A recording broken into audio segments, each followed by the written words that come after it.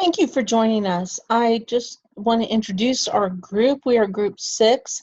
Our group has Haley Kahn, myself, Dawn Oakes, as well as Hope Henderson. And we're going to be exploring the standard of service delivery in relation to the case of Mrs. N. What exactly is service delivery? Service delivery refers to the responsibility of social workers to be knowledgeable and sensitive and referring clients to resources, services, and other organizations that will be sensitive to their cultural origin.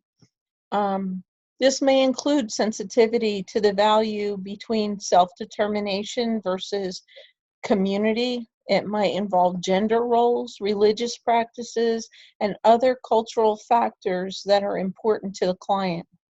If appropriate services can be found in the cultural community, that would be preferable, as that is where the client most closely assimilates in their natural world, in their reality.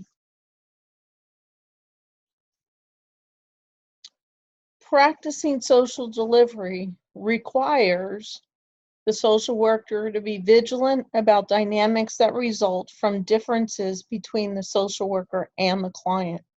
This means that the social worker must be aware of their own cultural biases, their own cultural preferences, and be able to identify differences with clients. The importance about differences is determining, is it a difference or is it actually a problem or something that is wrong? Not all differences are examples of things that are wrong or that need to be changed. They're simply differences. However, if it's something that goes against the core values of social work practice and is explored with the client, then there are times that things are truly a problem or a wrong that needs to be addressed. Simple differences, however, should just be attributed to as differences. In order to accomplish this, the social worker needs to do a variety of things. They need to educate themselves in order to be culturally sensitive to the values of their clients. They need to be able to identify resources in the community and be able to refer clients to culturally relevant services when they're available. They need to be able to advocate for this cultural sensitivity and competence within the community and the services and programs that the community offers. And they also need to be able to build culturally competent organizations. Education here is the key word. It's not only educating themselves, but it's educating clients, it's educating organizations, and then at a very macro level, it's a matter of educating the general public and the community.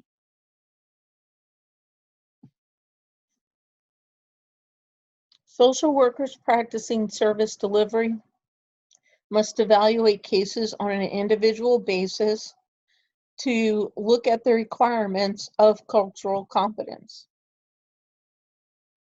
One of the first things when you think about cultural differences, especially in the case of Mrs. N, is the potential for language barriers. Does she truly understand the requirements of the welfare program in order to continue receiving benefits? And does she understand the consequences if she does not meet those requirements?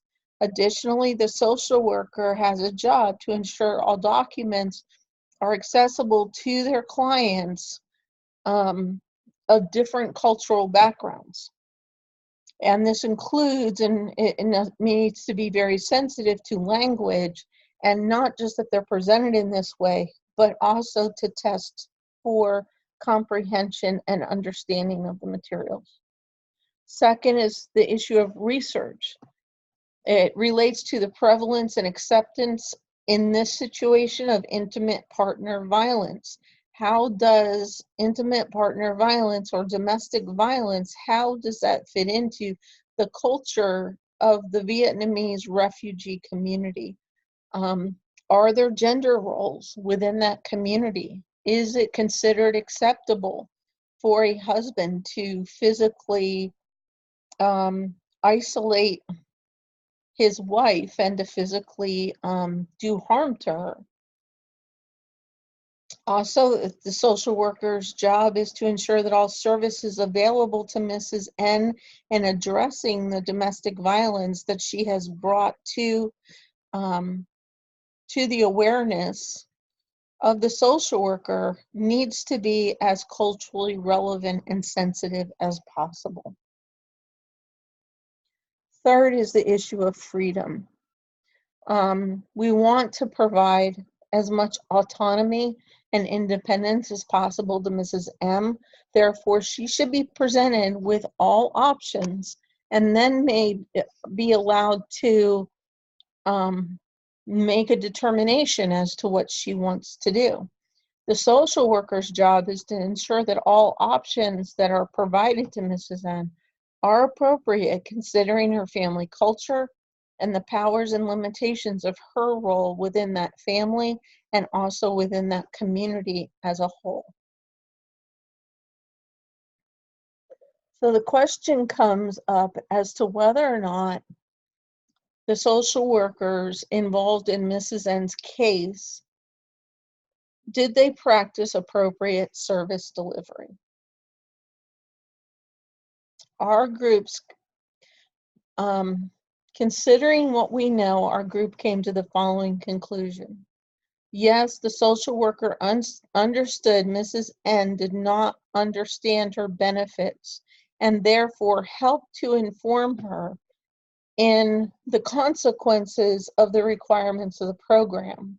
They wanted to clarify her understanding of the consequences that she would have if she did not meet the requirements of the program in terms of loss of benefits and potentially the loss of her children.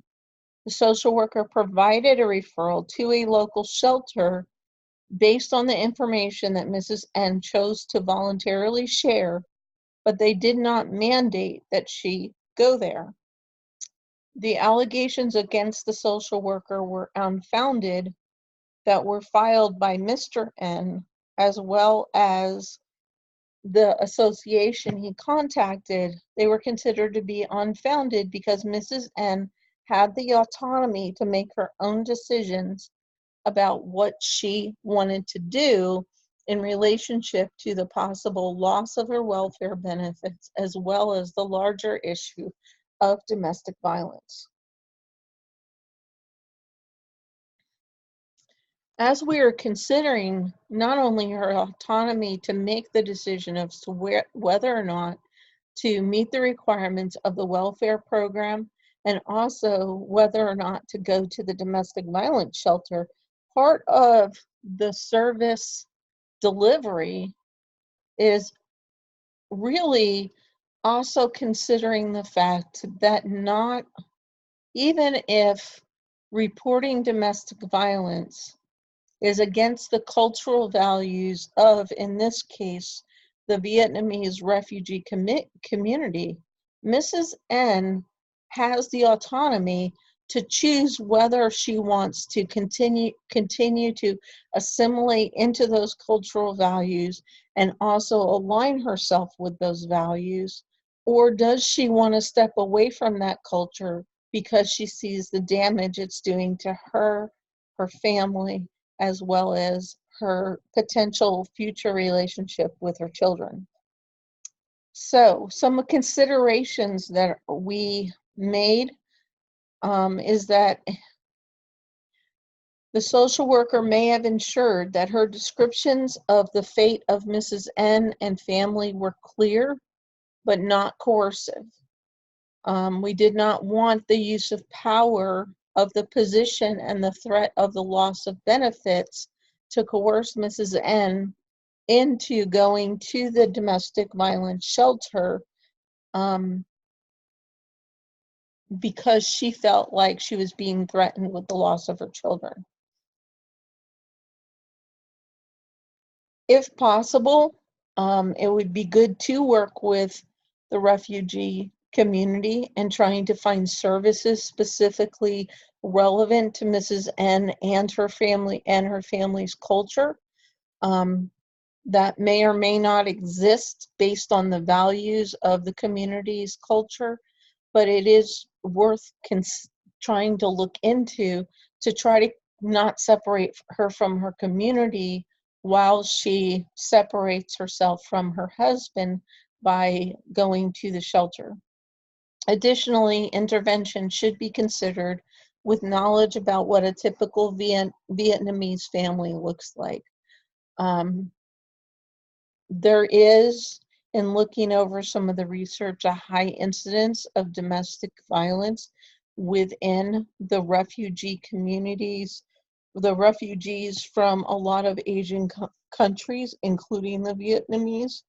Um, and there is a significant number that do speak out. So it may not be counter to her culture to seek help for domestic violence. So what would we change? We would better explore Mrs. N's culture and then assess her safety and care while not inadvertently isolating her from her community. Further, we should allow Mrs. N to let us know how much an action is resulting from cultural dynamics versus what is perceived by her as abuse. And then again, allowing her to make the determination between addressing the abuse or adhering to her community's culture if there were to be a conflict between the two. And with that, I want to thank you for your time, and I hope that this has been beneficial.